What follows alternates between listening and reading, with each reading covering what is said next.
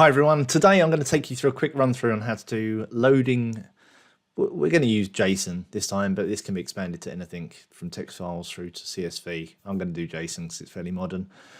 Loading a file from the front end, which is client-based, where the web browser is going to be running, and populating a structure in the PLC.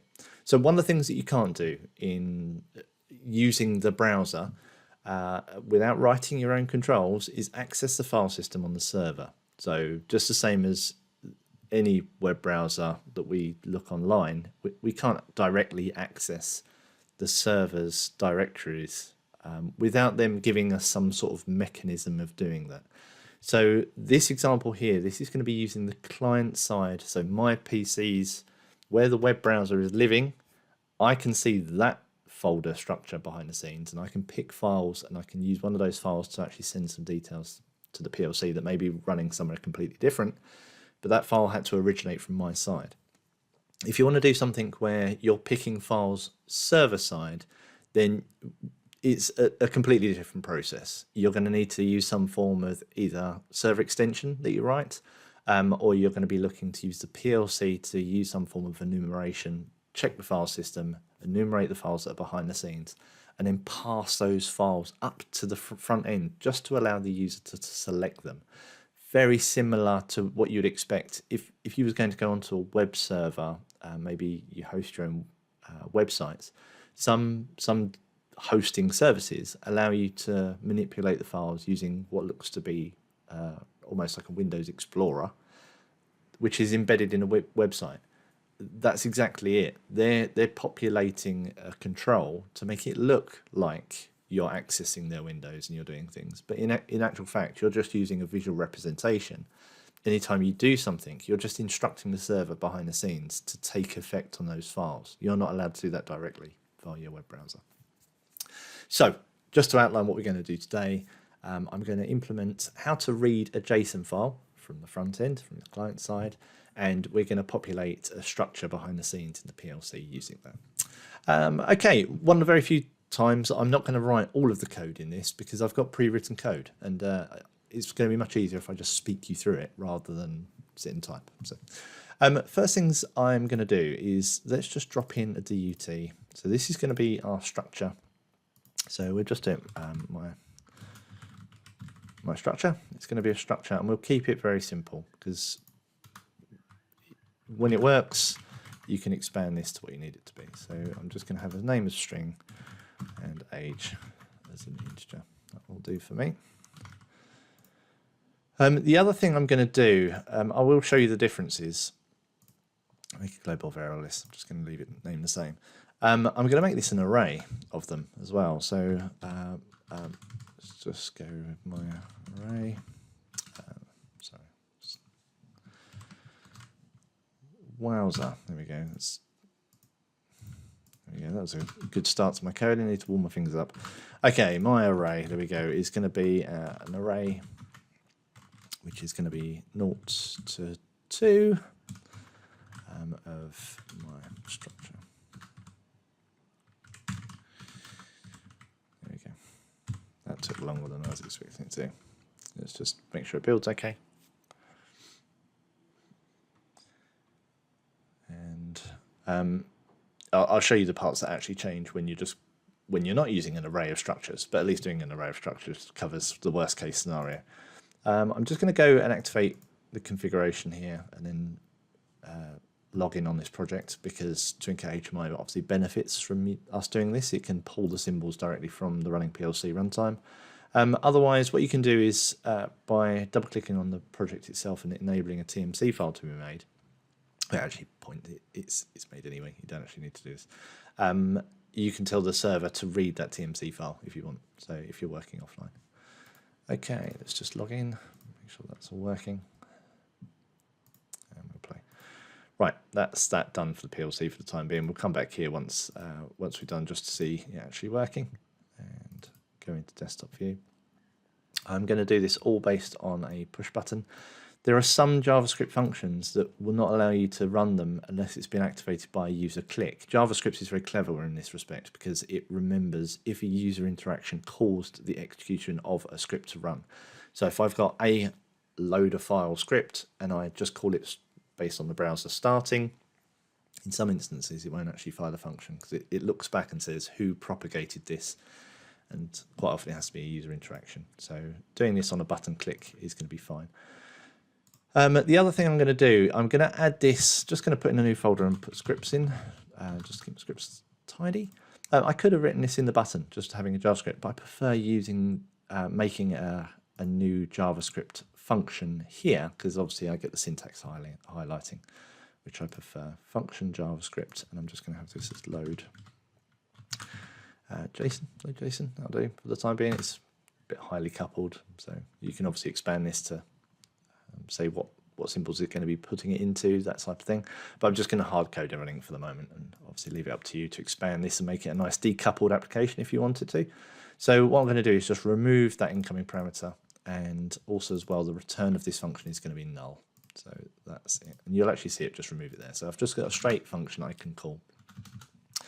And the other thing I'm just going to do is comment it out, console.log.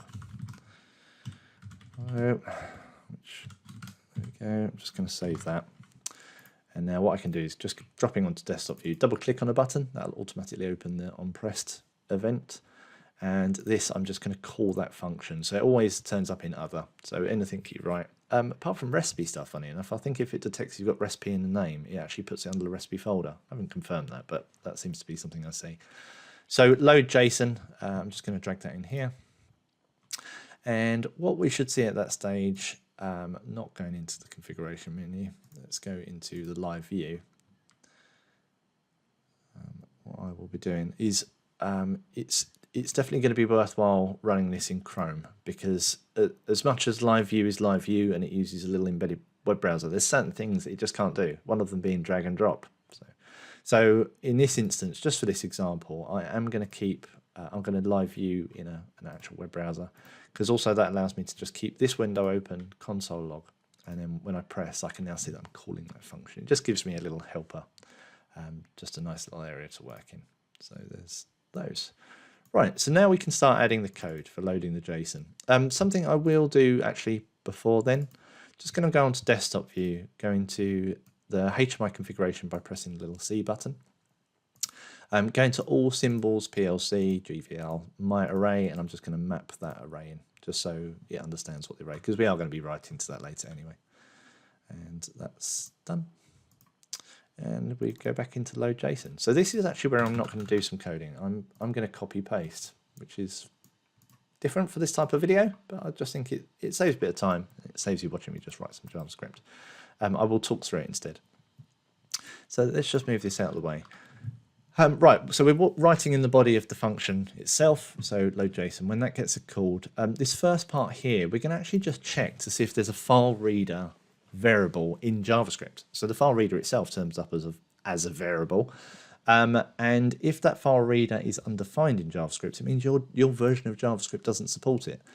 I don't think we're ever going to run into this issue, because if your version of JavaScript doesn't support file reader, it probably won't support Twincat HMI anyway. So you're going to see some other warnings. But anyway, I've left it in. This is taken from other examples on the web. The next thing that I'm going to do is this whole process is all about, there's no way of actually saying, hey JavaScript, can you just load a file? Just open the load file dialog for me. What you need to do is actually drop a element, it's an input element, onto the web page. Tell it that it's a file type, a file opening element, and then you click it. And what that does is generate the file dialog box. And then once you've selected a file, that file will go into that dialog and actually become a file name that you've selected. So that process is what we're going to mimic first, but we're going to do it all hidden, so we don't actually show anyone that going on. So what we're going to do is I'm making a variable that's going to contain a document create element, an input box. So at that point there, on the document, we've actually created an input box now, and we've actually assigned the result of that into this variable. Now we can start interacting it, and again, this is just straight up JavaScript. We define the input element type as being file type, which means if a user was to actually click on that now, it would interact and it would automatically pop up the web browser's file select dialog box. We tell it to accept JSON files. You can put anything you like in there. So, and all it does is just structure it and say, yeah, you're only allowed to select this type of file. And at the moment, I'm just going to select it and say you're only allowed to have one. So you can have more, doesn't really matter, but you just have to, instead of working with this index 0, which we'll come to afterwards, you would have to iterate over how many are received. The other thing we're going to do is do an on event listener, and this event listener is on the change event. Now, like I was saying before, this element is going to hit the web page. We've made it, we've hit the web page, and we're actually just down here, and again, I will get to this, we're going to simulate a click on it. That click is going to open up the dialog, which allows you to select what file you want to open. As you hit open and select it, that will generate an on change event on that element. So when we say add event listener, this is that event we're looking for. We're expecting someone at that point to have selected a file. We're saying that's the event we're listening to, and this is a callback function. So this function here will get called, and what it will do is it will pass into us this data object for us to inspect afterwards. So just imagine we've made the element, we've added a listener, and this is what we want it to do when someone clicks something.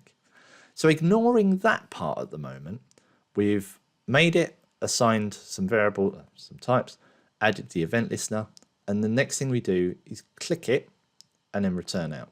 That's done. So as far as that function is concerned, we've made it, assigned it, made an event listener, and clicked it. At that point there, the dialog box opens. Now we're at the stage where we've kind of gone a bit asynchronous because we've already returned out this function. This function has now finished, it's done its job. Hidden behind the scenes is a callback function on an on-change event. We don't know when that will occur. So what we're going to be doing is then, as the user clicks and says OK, this callback function is called. So the first thing we do is say if input element dot files, we can actually inspect back this input element. Do you have files? Because at this point here, you should have. So that if the user has selected a file for us to open, that will contain it. If they've hit the cancel button, however, it won't have files, and therefore it will jump over this if statement. That callback function will finish, and it'll actually sit and wait until this change event occurs again. So yeah, that's not needed. Okay, so the next thing we're going to be doing is if we do have files, what we're going to say is variable file, and it's only string at this point. Please give me the first file that there is. The next thing we want to do is create a new file reader. This is the thing that's actually going to do the reading of the file for us. This is a web browser function. This is not something based in Trinket HMI. So we make a reader.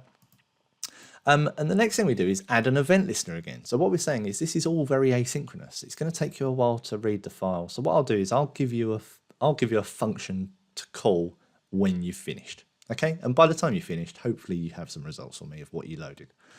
So add an event listener on load end, and what I want to do is you're going to return to me a thing called, well, it'll pass me load data. I don't actually use that either. Because when it finishes loading, I actually ask the reader itself what its result is. So again, I'm sure probably if I read a bit more in the API, it'll tell me I'll probably have the same data here as well. So it doesn't really matter. The way we're baking functions inside functions, it just means that this scope is all available to me as the callback function occurs. So at that point there, on load end, this is where we can do our work. So this is where I'm going to add a little bit of code. We've also got a event listener for on error, and therefore we didn't do any other work. So this bit here, we added the event listeners. We haven't actually told the reader to read yet. So, and it's that line here which says, "Hey reader," which I made up here. Can you please read as text the file that I've got from here? So that's the thing that actually invokes it. At that point there, it would jump out, it'd return, it sits and waits for a callback to occur. So one of these two callbacks may get fired, and hopefully it will, and it will be our load end, which means it was a successful load. So now this inner bit, if reader.result, so in other words, there is something, what we can do is we can say var object, or my JSON I'll just call it, is going to be equal to JSON parse the reader's result. Now reader result will be read as text, so it's just going to be a big string. I'm going to be passing into it a JSON file. Now a JSON file is, obviously you have to construct it using JSON notation, but one of the benefits of JSON and JavaScript is perfect. You can just run it straight through json.parse and out pops an object with, if you made an array of objects, it makes it all for you. It's already done. So you turn JSON into a true JavaScript object or array, depending on what you wrote. Okay, so at that point there, we would have made an object based on the JSON I've just made. So what we can do, just to make sure that actually works, the other thing as well that can catch me out there is, because I only had a single statement after my if, you don't have to use these curly braces. So it's a bit like, I think C used to be like that. So what I'm going to just do is console.log, and I'm going to log out my JSON. I'm actually going to log out the entire object itself, because Chrome has got a very good debugger, and it'll actually print out, and it even gives you tree views of the object itself. If you try to print an object, it will print the object for you. So I'm just going to console log that out just to make sure it worked, and that's all good. So that's enough code there for the moment. The next thing we need to do is actually make a JSON file. So this is it here. Right, so one of the things that we need to know is we are making a JSON array, because we said that we've got an array 0 to 3. The JSON array contains objects, because an object is a structure. And the first thing that we had, it was called, was name. And I'm going to make my name Ben. And we'll do a comma to start a new one. I'm just going to slightly change the way this is laid out so it reads nicer. And we had age, oops, and this is going to be 40, and that's it. And what we can do now is, because this is an array, I won't really go into the structure of JSON on this one. There's a few training. There's not much to JSON itself. You can either start as an array, start as an object. Object can have arrays can have objects, and there's very few data types in it, so it's very, very handy. We'll just go bin 1, bin 2 for the moment, and we'll just do 400 and 402. That's easy, and we'll just save that. Okay, so far so good. Next, we will just see if the callbacks will work. Just going to reload this, click the button. The file open dialog turns up. So I'm just going to go into my C drive and temp. And there's my data JSON. And what we can see here is it's successfully loaded it. It's turned it into an object for me. And we can see the details inside. So really the last step is now just pushing this into the PLC. PLCs, what we can do is anytime you have an array or an object, you can push the JSON array or object straight at it. And as long as it perfectly matches, so you can't leave out one of the ages, you can't leave out one of the names. As long as it perfectly matches, it will take it as a structure. So if we just move this out of the way again for the moment, and what we will be doing is well, let's just open it back up again. What we're actually going to use for this is in the API write ex. So I'm going to write to a symbol. I can just steal their example from down here. So I'm just going to take the JavaScript example away. And yeah, we'll get rid of the console log. We don't need that anymore. So this one here, what this line of code says is please write this symbol. All right, at the moment it's stest, which will change. This is the data we're going to write to it, and there's another callback function as well, just to say, did you do it, did you not do it? So what we can do is handle success. We will just do a console.log. We'll just say that was okay. And if we failed on error, I'm just going to report out the error. I'm just going to say error at the moment, just as some feedback. Hopefully we don't have too many issues. And the next thing we want to do is just correct the variable that we're actually going to write to. So desktop view, I'm going to go into the C this time, which is server configuration, my array, and I'm just going to say copy symbol expression. Shut that one down and go back into my load JSON, and in here I can now just paste this. These are, oops, just missed. Let's just do that again, just because I think that just kind of exploded slightly. paste. Yeah, there we go. Okay, so symbol expressions, they're exactly that. It's an expression that we use in Twinkle HMI to say this complex string here, that's a reference to a PLC symbol. It's S, which means it's being handled by the server. There's other percentages, which mean internal, the parameters of a user control type thing. So that's what I want to write, and the data that I want to write to it, it's no longer a string.